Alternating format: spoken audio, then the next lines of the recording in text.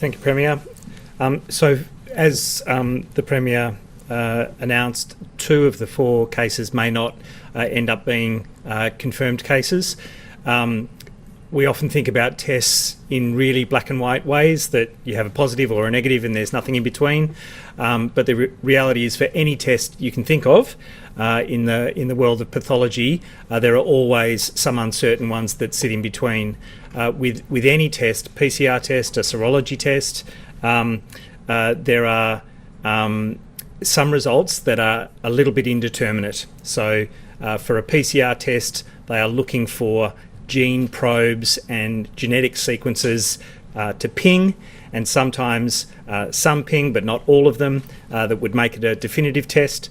And each and every one of us have differences in our immune response and our immune functioning that can mean some of those tests don't come back with a definitive positive.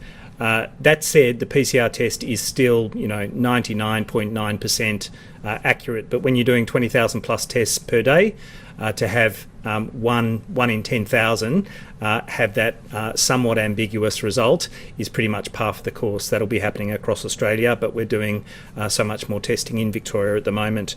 So we will have an expert review panel look at those results and hopefully make a call on them definitively as positive or negative. But as the Premier said, we'll treat them as positive. They get isolated and they get worked up as if they're positive until we know otherwise.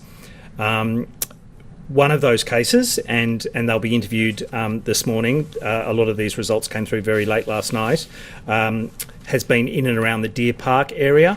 And so until we know more about the potential exposure sites, potential movements of this individual and other close contacts that we can identify, I would encourage, again, anyone who's symptomatic, especially in the Deer Park area, to look for a testing station nearby. I know there's one at IPC Health in Deer Park. That's at 106 Station Street. Its normal operating hours are 9 to 4:30.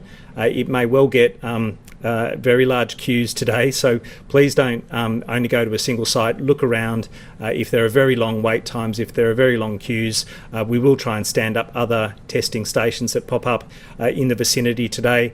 But until that's all been worked through with the incident management and outbreak management teams, look around for those normal testing sites around Deer Park, but not just the one that I've mentioned, because I expect that there'll be quite a few people who might go there. On the issue of testing, fantastic to see the testing numbers, and whether you end up being a weak positive and not classified as a confirmed case, or whether you're a confirmed case, the people who are testing are the absolute heroes in Melbourne at the moment. They are the individuals who mean that we can identify any last remnants of virus that might be circulating in Melbourne, and that we can end it. So my enormous thanks to those individuals. That's it from me.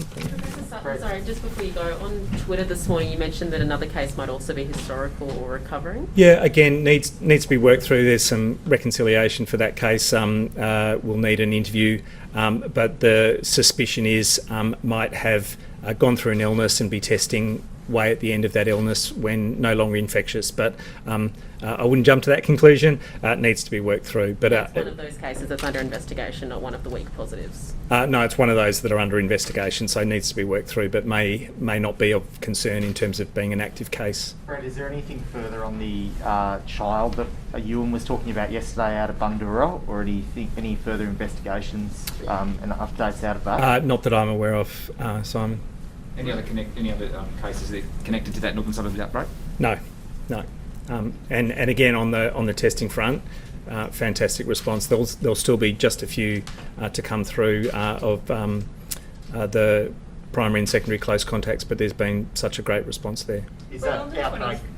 Of the 23,000 tests we've done, how many of those are part of the high-risk workplace asymptomatic tests? Oh, I'm not sure the exact numbers. We can bring you that breakdown, but there's a good few thousand that are done routinely on a daily basis for that workplace surveillance testing.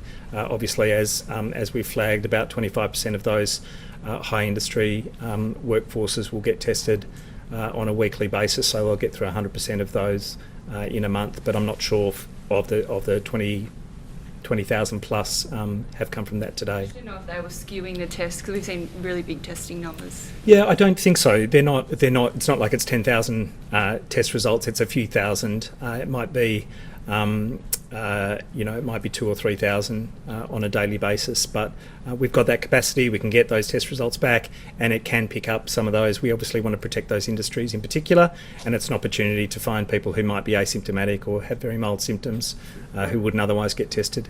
Brett, what's your message to industries, cafes, pubs as they open up, particularly around following the rules? And obviously the government yesterday and today is doing a big push on enforcement. So what's your message on that, given that they're your directions? Yeah, the message is absolutely enjoy the phase that we're going through. People have a right to feel and should feel, and I love seeing the expressions of a positive and forward-thinking population in Victoria. That's great. It is not over. It will not be over until there's a vaccine that goes in that first shoulder and can be distributed across Australia. So we do have to recognise that if we put aside all of those behaviours that we know have worked in stopping transmission, then we put everyone at risk again. So for industry, for people who are attending any of these settings, bear in mind that this can take off again if there's a single case out there that's not identified. So keep your distance, hand hygiene, record where you're going, and for industries, make sure you're recording people's details and that you're following your COVID safe plans. And if you're high risk, all of the requirements of that COVID safe plan, which are not insubstantial but are critically important. People will feel more and more relaxed as time goes by. I know, on the other hand, some people are very anxious about going out and they're very anxious. They get the daily numbers anxiety, a little bit like I do.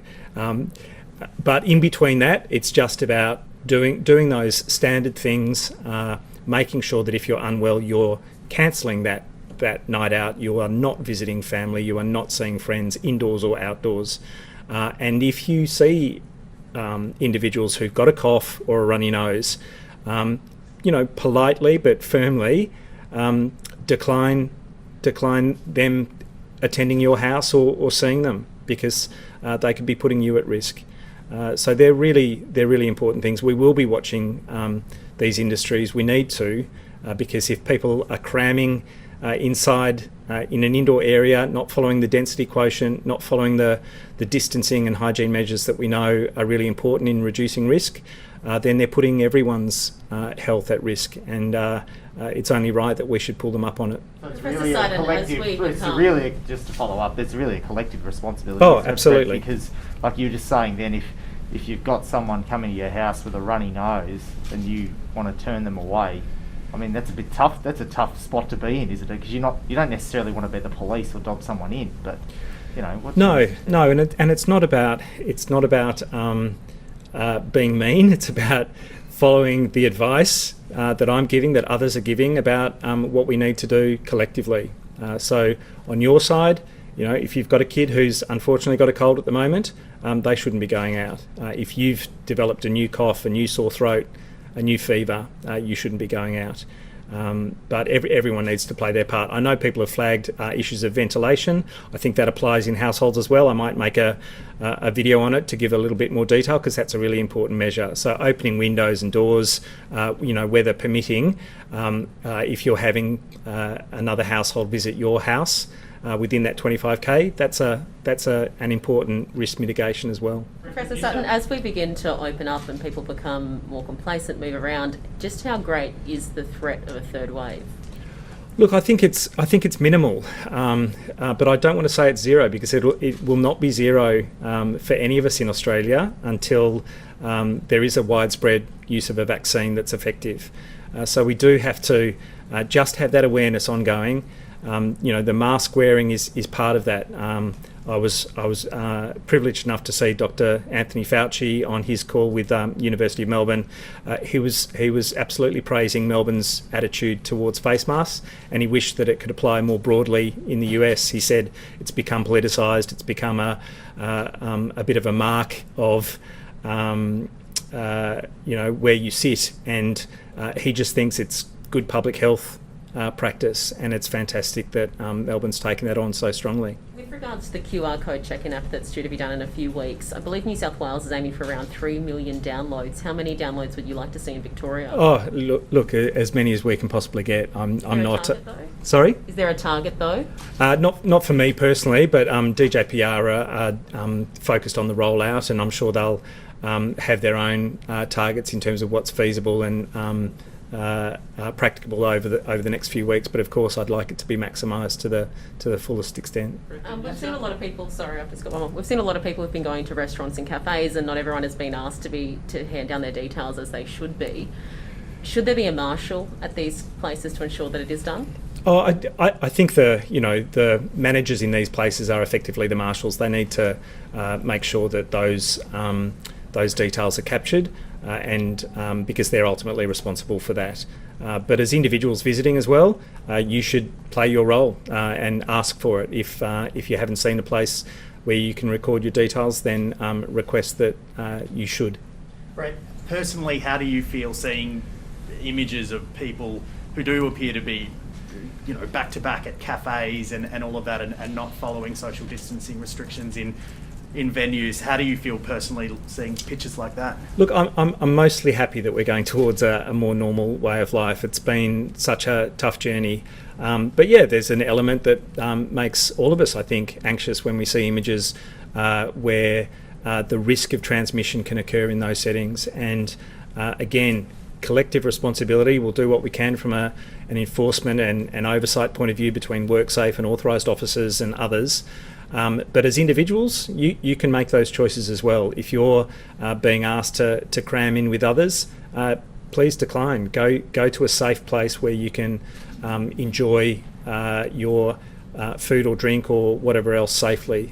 That's your entitlement. We heard from a delivery driver today, Brett, that he went to 15 locations in the CBD and the western suburbs, and only one took his details down. Do you think maybe there is too much responsibility on the managers and people who are involved there to take those details? That's only 1 out of 15, and he's there for quite an extended period of time. He was concerned. He's now taking his own details and keeping a record and database himself. But what's your reaction to that? Yeah, look, there is a not insignificant administrative burden to do there, but we all have to step up to it. And again, if somebody else isn't holding up their side of the bargain, but you're motivated to do so and you can, absolutely record it. We're asking people to record who's visiting their house on a daily basis. That's something that each and every individual can do. So we'll continue to push for that oversight to occur and for those businesses to do the right thing. But to the extent that they're not, all of us as people accessing those services or going into those settings should play our part as well. The approach that we've had throughout this second lockdown, we've had fines that have been increased up to $5,000 for breaking rules and things like that. What gives you confidence now that we can trust individuals to do the right thing when before we were threatening to give them a big fine as the way to stop them doing the wrong thing? Oh, there were really high stakes for some of those things going into regional Victoria when you didn't need to. They were appropriate fines in terms of their size because the stakes were enormous. The stakes remain enormous. Many of those fines are absolutely still in place and would be, will be pursued by VicPol, I'm sure, if they're breached in ways that really do put people at risk. But we're talking about opening up for each and every individual. All of us will have an opportunity to follow or not follow the rules and make the right choices. So it's not a matter of being able to police each and every one of those interactions, each and every one of those choices. We just need to emphasise that this is not over. It will not be over in the long term until we've got a vaccine, and that we just need to be mindful of our individual and collective responsibility here, calling others out again politely, but appropriately. And doing the right thing as individuals. And the New South Wales Premier says that before opening the border, she wants to see at least 2 weeks that numbers stay down. From your perspective, are you looking at that 2-week limit as well to see how we manage opening up? Will you kind of sleep a bit easier if in 2 weeks our case numbers are still low? Yeah, absolutely. We don't want to see another outbreak that tips those numbers up, but we've had 2 weeks of low numbers. We're averaging just over 2 in the last 2 weeks. So we've already had that 2 weeks. If another 2 weeks provides those same numbers, that's absolutely reassuring. And if we have more days of zero, even better. Brett, you said earlier, if we can find the last remnants of this virus in Melbourne and end it, do you mean like those particular cases, or are we still, can we push for elimination at all, even coming out of lockdown? Well, elimination may happen by virtue of finding everything that's out there. We're not hanging our hats on that because there could be hidden cases, there could be chains of transmission that just go on without being detected. But no one will say no to stopping those chains of transmission if they're out there. So if we can find each and every case that identifies those chains of transmission and use the isolation and quarantine and that really broad contact tracing that's being done to stop all of it, fantastic. So you do believe that that's possible, obviously? Yeah, it's absolutely possible. It's happened everywhere. You know, there's a grumbling number of cases in New South Wales, but it's within our grasp, and if it's a byproduct of everything that we're doing routinely for each and every case, then fantastic. How much is hay fever adding to our testing numbers? Look, who knows? 1 in 6 people suffer from hay fever. How many of those say, oh, this is just my absolutely classic hay fever? It's mostly sneezing. It goes away after a couple of hours. If I've been exposed outdoors and not get tested, it is hard to say. But I would say if anyone's got anything that's over and above their normal hay fever or different from their normal hay fever, or it's not settling in a way that it would normally with their usual medication, they're the same symptoms that are present with coronavirus, a runny nose in particular. So get tested to be sure, get that negative result within the day, and carry on as normal. And you can provide that reassurance to people you're visiting. You know, if you're sneezing and they're wondering, you say, I've got my negative test, all good. Just one more. Yeah, go for it. How do you see the international situation playing out, especially in Europe at the moment? It's looking pretty dire. It's very dire. They are coming down to hard choices of lockdown, and the same impossible choices we faced a couple of months ago. You know, there are systems that are getting overwhelmed there in the health services with 70+% of ICU beds with COVID patients. Belgium, I heard, having doctors continue with a positive result. Really dire choices. We've avoided that. That's a fantastic result for Melbourne, but I do worry about all of the resurgence across many countries in Europe, and some hit particularly hard. France and Spain, Belgium, the Netherlands in particular, Czech Republic. Testing numbers, Brett, they're up to about triple some days what we had when we opened up the first time. I think we were down to 7s and 8s after the first wave. Why do you think it is? It's so much bigger now. How much of it is the government kind of having more sites and approaching it better, and how much do you think is it individuals being more aware of it? And I think it's a bit of everything, and I think it's great that it's a bit of everything. People do have that awareness. They're not complacent that they don't need to test when they've got symptoms. We know that people should test when they've got symptoms. We're still getting positive cases, so it's really critical. So I think people understand that and are stepping up for testing and realise that they can get that result really quickly. So that's fantastic.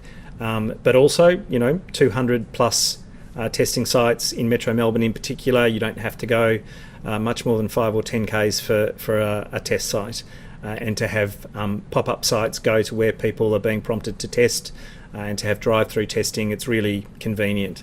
So I think that's playing its part as well, and it's all good news. Do you think we were complacent the first time? Yeah, I think in many ways we were complacent. I think everyone who's been in Victoria thinks back and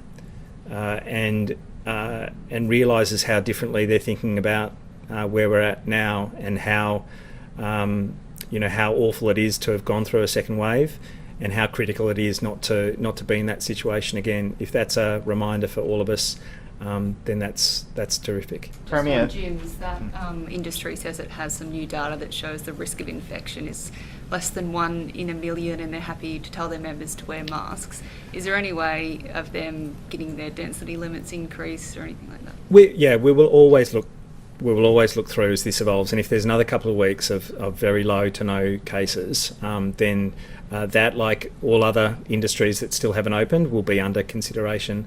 It is fair to say that even gyms that did regular testing of staff, that did symptom checks and fever checks for people who were coming in who had density quotients or spacing between people, with the indoors and the exertion, there have still been outbreaks. So we do have to keep that in mind. But again, the lower the numbers, the lower the risk that anyone will be turning up to a gym as a case. Premier, One more, sorry. On this the Bunduru case, are we using the approach of isolating contacts of contacts there too? Is that every single outbreak we're doing that now? Yes. And that was about 100 people, is that right? I'm not sure the exact numbers. Yeah. Yeah. Premier. Thanks, Brett. Think about